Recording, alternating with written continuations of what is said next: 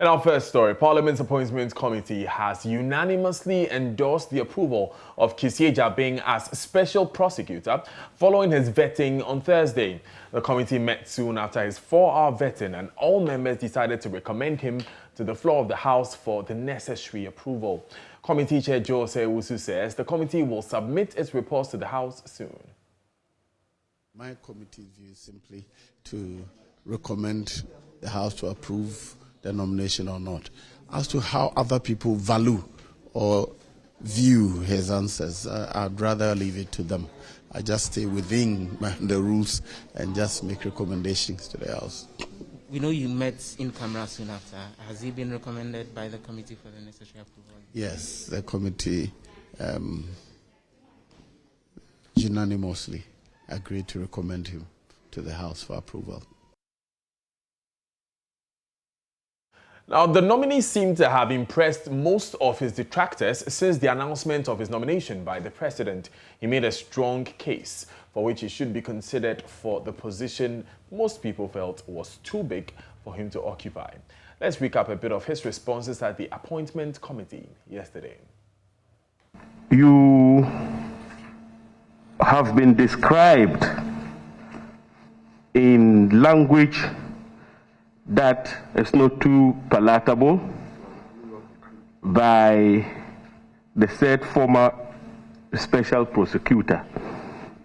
Now, in it, he says that Mr. Kissie Ejabing is a surrogate of a law firm.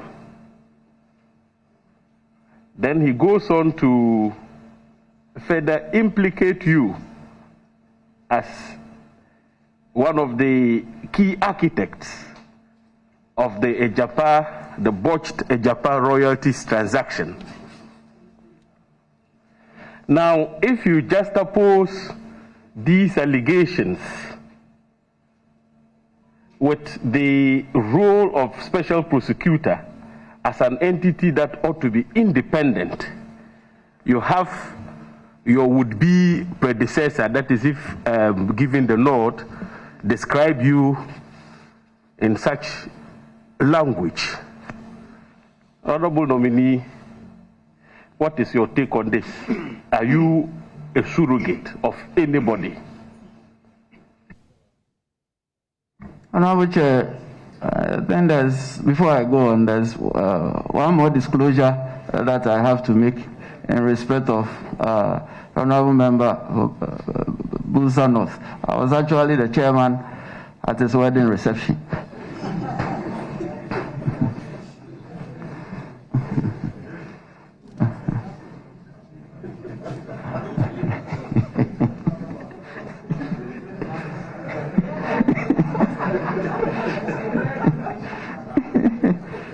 Chairman was right. That he almost said that, yes, I do on your lips too. Honorable Chair, if I may answer. Whoever says I'm a surrogate of a law firm or implicates me in the Ejapa transaction clearly does not know me. Because if you know me, you wouldn't make such allegations. And so all these things that came up, I took it as coming from uninformed positions. Because I was not involved in the Ejapa transaction in any form or manner, by any stretch of the imagination, however fertile. As for relationships, as I just disclosed, the fact that I was so close to you at some point in our lives will not give you, or you not give me a free pass because of that relationship. And that is why I'm here. And if there is a matter, I'm not going to say because I know one person or the other, I'm going to give the person a free pass. I certainly will investigate. But the truth of the matter ought to be told. I wasn't involved in the deal. I was nowhere near it. Indeed, until it started coming up at I didn't even know what it was. First, the age. I turned 43 years on 2nd July, a few weeks ago. I qualified to be the president of this republic. I am age mates with the president of the French Republic. Indeed, he should forgive me for saying this. I'm a year older than the Minister for Justice and Attorney General. We were mates at the University of Ghana and Ghana School of Law. He is the Minister for Justice and Attorney General. There's no question about his age. Why then throw issues about my age? In terms of experience, as I stated much earlier, I was called to the bar some 18 years ago. I qualified to sit on the Supreme Court of Ghana. Indeed, I'm 3 years past the qualification for Supreme Court. I have taught criminal law, especially in the University of Ghana, for 15 years, continuously. I see, if I'm not mistaken, some of my former students around this table. The Honorable Member for Ejuso is my former student. Honorable Member for Medina is my former student. Honorable Member for Kaikwe Central, I was their TA in conflict of laws. These are the products of my experience. They are here, right here, for everyone to see. And, Honorable Chair, to anchor on that, I have had a front row, although I have not been a prosecutor, properly so-called.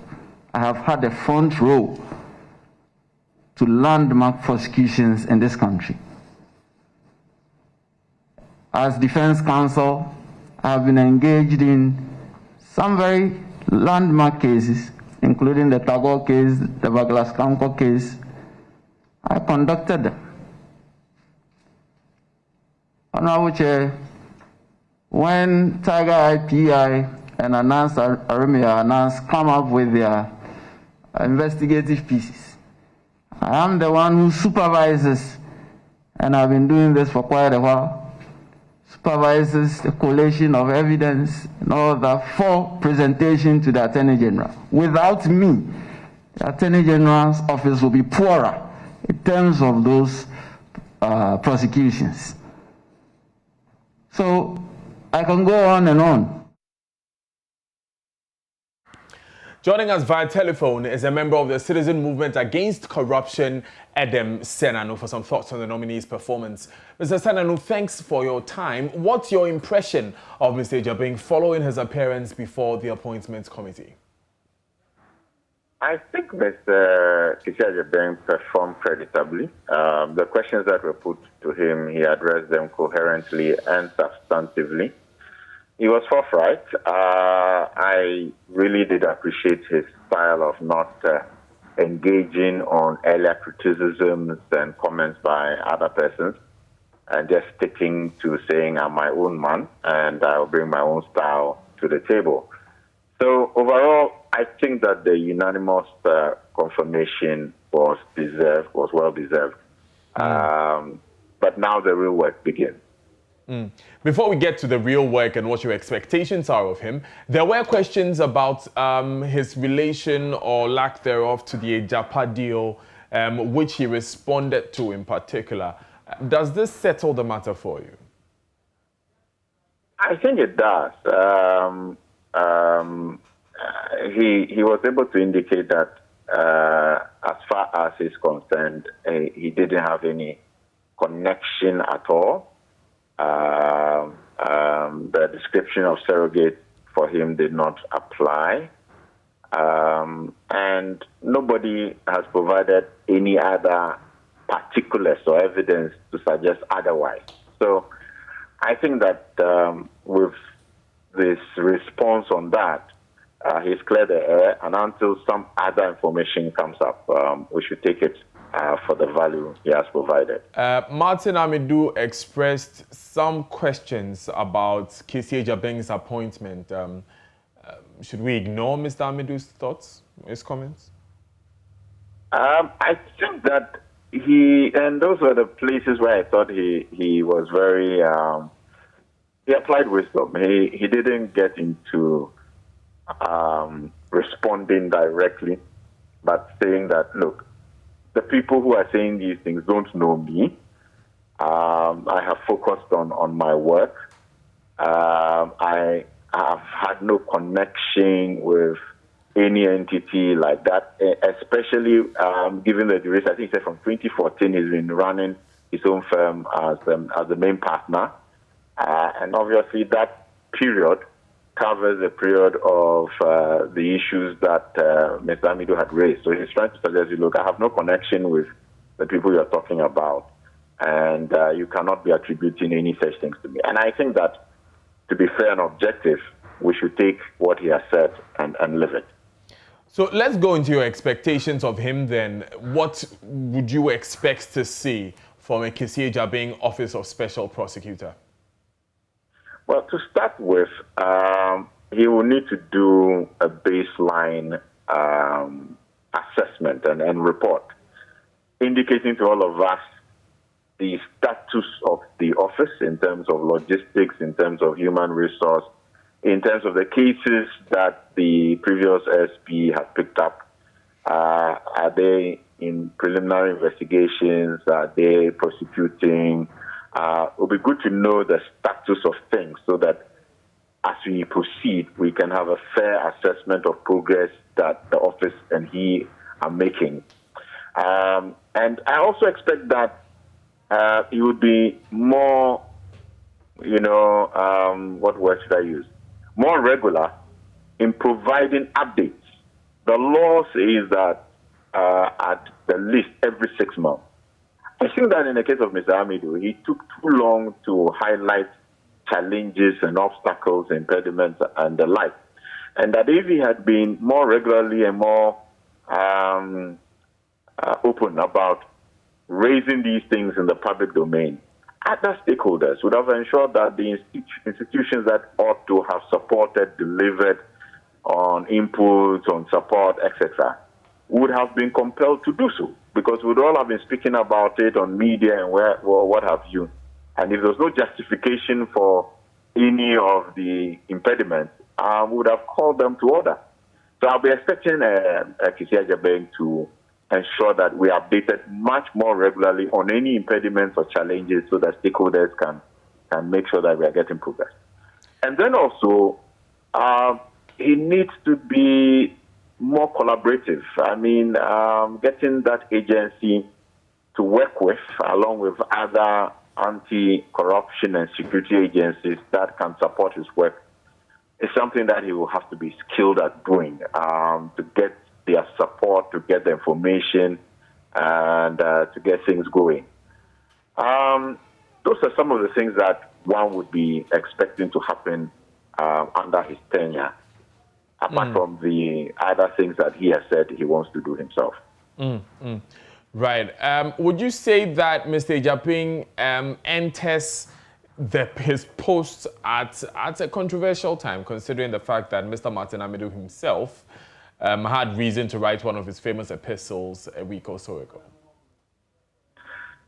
Not really. My view is that Mr. Martin Amidu, and we all looked up to him, respected him, we were expecting a lot from him. I felt that he had the tools to even take the state on and take the president on and use the courts, and maybe he just didn't have the confidence. But I think that is part of our history. I think we can learn from it. And I think that Mr. KC Ejabeng should just focus on the mandate given to him and make sure that he develops the systems. As we say, we need strong institutions but strong leadership. So he should provide strong leadership as he works to build a strong institution in the SPO for Ghana and for citizens to have confidence that our decision to have this put in place was not a mistake. Did I hear you suggest, pardon me, that the episode with Martin Amidu as special prosecutor is now history, and so Mr. Ejabing should focus and move forward?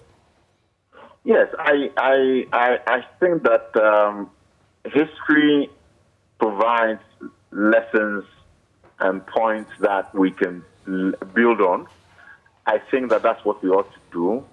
I don't think that the controversies that he raised are the substantive issue. I think the substantive issue is what is the architecture in the office, what are the systems, what are the issues, how do we work together to resolve them.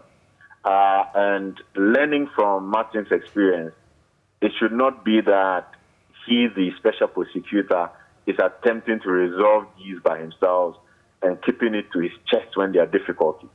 What should happen is that this is a collective effort. Let your stakeholders be aware of the circumstances that you are confronted with. Let us brainstorm together, create the platforms where people can work with you to get the results, and you are more likely to go further. I mean, one of our African proverbs says that if you want to go fast, go alone. But if you want to go fast, go with other people. That is what I'm recommending. Thank you very much, Edem Senanu, for joining us this morning on News Desk.